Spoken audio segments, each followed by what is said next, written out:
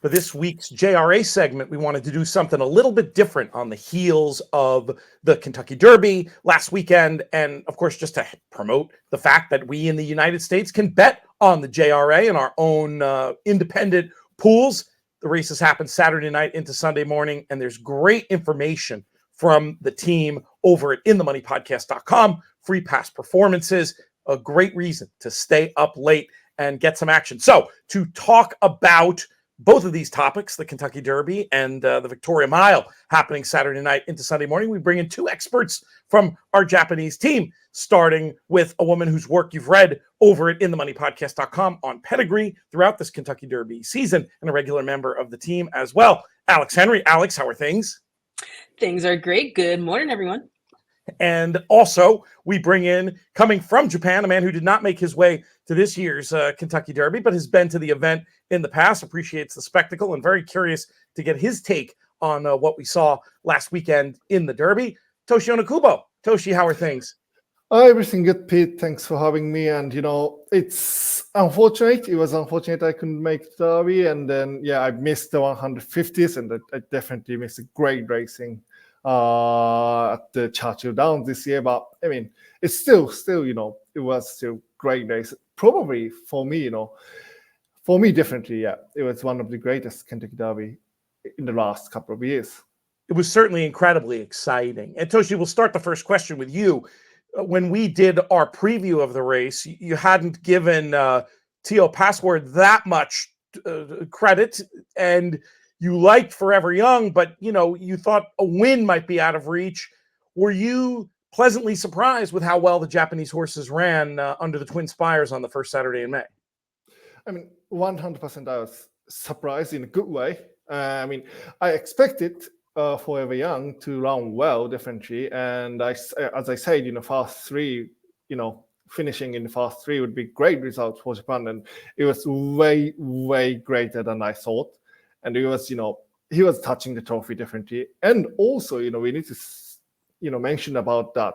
The Teo Password's great run, he performed so well, finished in fifth in the, one of the best races in America. And also before the day, Teo Sandri, who's the company horse for the Japanese horses, in particular for Teo Password, from the same stable and same owner, running the grade 2, condition horse, or, not black type horse in Japan, running in second in the grade 2. What a great result for Japan. It was super exciting. Alex, as a well-known JRA fangirl, Japanese racing fangirl, you must have been over the moon with these results. Were you able to? I'd love to hear about your emotions watching them run and learn if you were able to connect the dots in terms of any wagering. You know what? I was literally crying in my husband and best friend's arms. I was like, I thought Forever Young had it. And they were like, he might have it. He might have it. I was like, oh my goodness, they did it. We did it. And then the photo came up and I was like, oh snap. But hey, you can't help but to be so absolutely proud of how Forever Young ran, how Sakai-san rode that horse, and how Kimura-san rode Teo Password, and how that horse performed. Both horses just absolutely, and Teo Santini as well. All three ran lights out all weekend. Happy tears at the end of the day. I thought he was winning. I think if he could get a clean run, he could run down Mystic Dan. All credit to Mystic Dan, ran a fantastic race. All credit to Sierra Leone, ran a fantastic race. Run that, you know what I like to say? The game gallop racer, right? So if you have a big race, you may save your game before a big race, right? I would love to save that game before this year's Derby and then reload again to try to get a different result. That's how I like to think about it. But excellent race. It's in the record books, and I'm just super happy and grateful. Alex, you've brought up the elephant in the room, so we'll go there next, and I'll start with you. I thought it was a case of clear interference. I was shocked that the stewards didn't light the inquiry light. Should Forever Young have at least been promoted second, and with a clear run, does Forever Young win the Kentucky Derby? I personally think so. I know I'm not alone in this sentiment. You've probably seen me on X or Twitter, and many people who are much more educated than me, even on racing, I believe, agree. It was just really unfortunate not to see a clean run, and that I have a photograph ingrained in my mind. It's embroidered in my mind now at this point. It's a photo by Alex Evers. He's an excellent racehorse photographer all around the world. He has a clear photo of Tyler Gaffalione, who, against Sakai-san, the jockey of Forever Young, did come out with a very classy statement saying that his horse was not grabbed, the rein wasn't grabbed. I understand that. I respect that. But Sierra Leone, as a horse, without jockey aid at all, did come in. And I would have liked to see some kind of steward's decision based on the actions of Sierra Leone alone. T-Gaff did his best. Sakai-san did his best, but I would have liked to see a reversal of decision there. I think that's very fair and well put. Toshi, how's this been received in Japan? Has there been much news coverage about it? Because, I mean, I'm telling you, if it was an American horse and there had been a claim of foul, this is 9 of 10 to have changed the result. They wouldn't have obviously elevated him to the winner. Mystic Dan didn't do anything, but it's very unusual from a USA point of view. I want to drill down a little bit into the Japanese perspective. Has this been reported on much over there? I mean, yes, this is, this caused controversy definitely in Japan as well. And there's, quite a few talks on, particularly the picture, we mentioned about that, grabbing Lorraine or pushing horse. But I think that talked about it by racing fans a lot in Japan. And no inquiry was, definitely a surprising. We need to talk about, a little bit more, professionally as a, race analysis. So I think, the part of the interference definitely that was, but I think we need to look into the whole home stretch, what happened actually for the two horses. That's my personal view. But for your question, yes, there's a lot of talk on that. But at the same time, it was great run and positive result for Japan. So it's not as negative as something, controversy happened in other countries or particularly in the US. I don't think in Japan, something like that. Interesting. Very interesting. I want to ask you about the culture of Japan, and I hope I'm not saying something insensitive here, but I get the impression that sportsmanship and the idea of being a class competitor, I think these ideas are maybe a little bit more valued in Japan than they are in the USA. Put another way, I think you guys might just be a little bit too polite. Like the fact, or didn't understand the rules. I was very, very surprised. I mean, shocked that the stewards didn't put on the light, but I was also very surprised that there was no claim of foul. Is it safe to say that there might be a cultural thing that caused that to happen, or is that just a narrative that I've invented? Yeah, that's, I don't know, to be honest, because I don't know what's happened, the connections that they talked, but not claiming a foul is, probably typical in Japan as culturally, and, President said that not many objections accepted by Stewart, or there's, the DQ by Stewart by objection in Japan. So that's one thing. And you mentioned that they didn't know the rules. I mean, it's possible. I don't know. They should. I mean, it's disappointing if they didn't. But from the sounds of it, they knew how to do that, but they didn't. They decided not to do.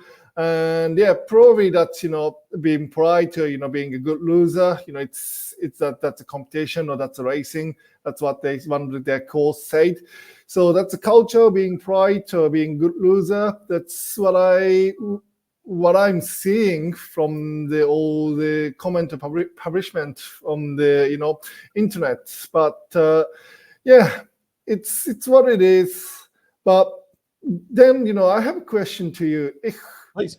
It was you, the person based in US, jockeys or trainers. I don't think all owner can, but trainers or jockey.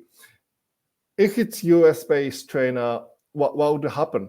And in this case, Stewart didn't turn the inquiry rights on. So tell me about that, please. I'll take that one. To me, if it was a US based horse and the stewards didn't put the light up, they would have claimed foul.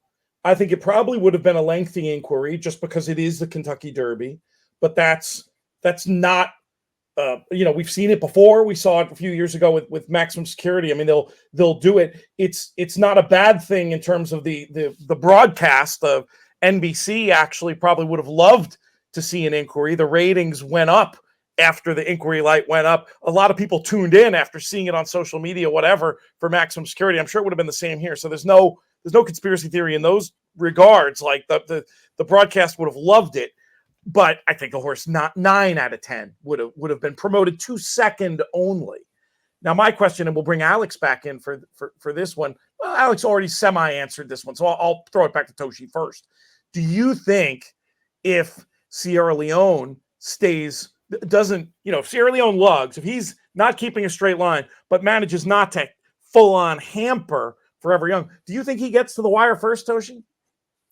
That's a very difficult question, to be honest.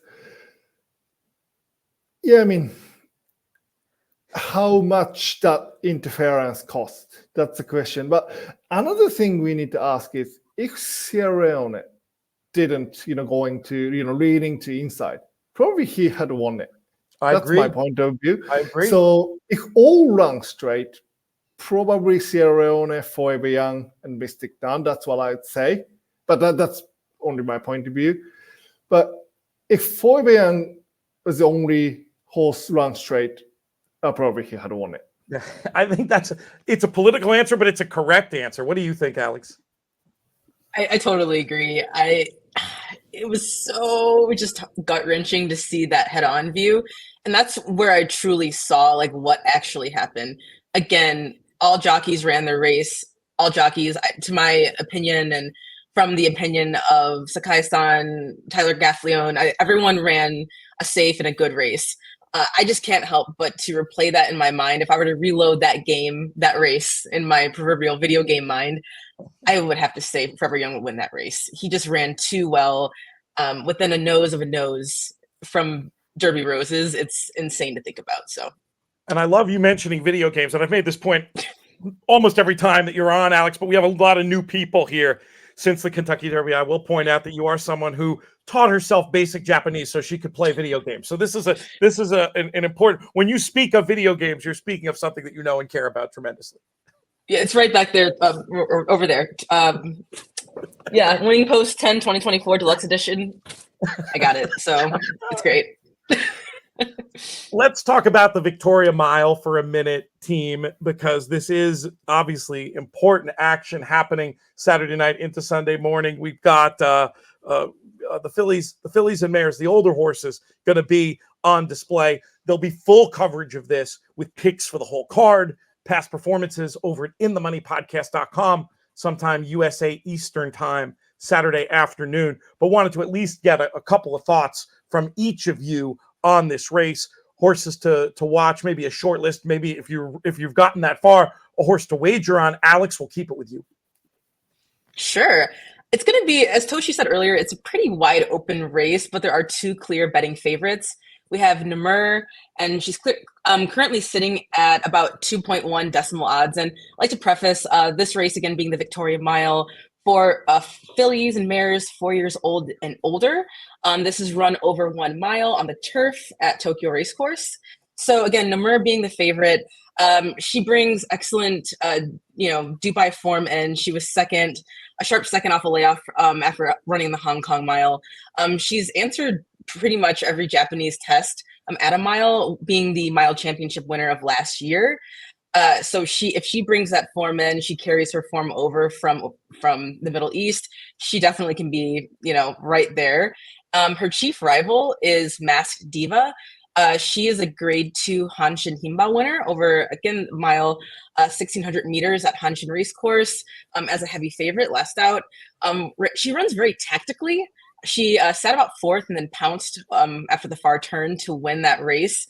So it'll be, and that was over a filly or mare that's going to be in this race on Saturday night called Umbrail. So these two are the clear betting choices. Definitely curious to hear who Toshi thinks is a long shot to look at. I'm looking at Fierce Pride, of course, as Daughter of Deep Impact, a 6-year-old mare, who her most recent win is a grade 3 over 1,600 meters. But I like her at a price. But curious to hear who you guys like. Tell me what you think, Toshi. Yeah, it's, as you say, I think it's RX, it is, looks like, 2 horses races, so 2 mares, Masked Diva and Namio. And I believe Namio is the best miler in Japan currently. But, the race record and Dubai Turf or any Dubai races coming back from Dubai and first time out in Japan after that is always difficult, not great track record. So that's one barrier for Namio to overcome. And they changed jockey as well. I mean, Yutaka Take, I mean, he's a legend, but it's, also another thing to overcome for her. And, Masked Diva, this is 3rd time out for her in this season. And 4 years old, should be improved than Joan Moreira. So if she's a higher price, I think not the bad one to take. And you mentioned about Umbrella ridden by the King Yuga Kawada. I mean, she is definitely one of the outsider, I'd say. And then other horses I'd like to mention, as you mentioned, Fierce Bride, Christopher Mel, a little bit outpriced as well. And then outsider, yes, Stunning Rose, Group 1 winner. I mean, probably she need a little bit more trip, but I mean, interesting, and drawn well in stall 3, and Lilac drawn well in stall 1. Those horses, 2nd time out in this season should be improved and, competing just against fillies. I think that would be interesting. 2 other horses outside of what you mentioned.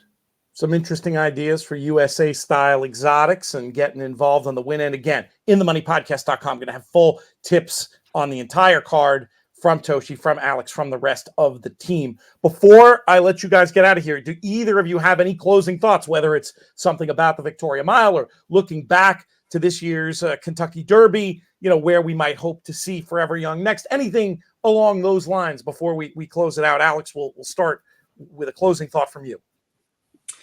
Man, I think there's a meme that went around a couple of years ago called "I will never financially recover from this." I don't remember where it's from, but I probably will never emotionally recover from this year's Derby, in a good way and a bad way. But I'm going to focus on the good. I'm just so proud that Japan really showed, even with a long shot like Tio Denis and Tio Password, that, hey, we're right there. We're 2 noses apart from Roses, 2 noses apart, from Eternal Glory. It's going to happen.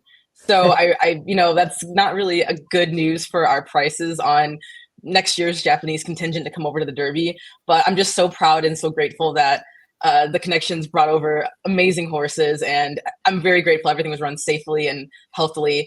I will just really quickly give out one more big long shot sitting at 35 to 1 basically is Conch Shell. She's coming off 2 wins in a grade 3 previously an allowance.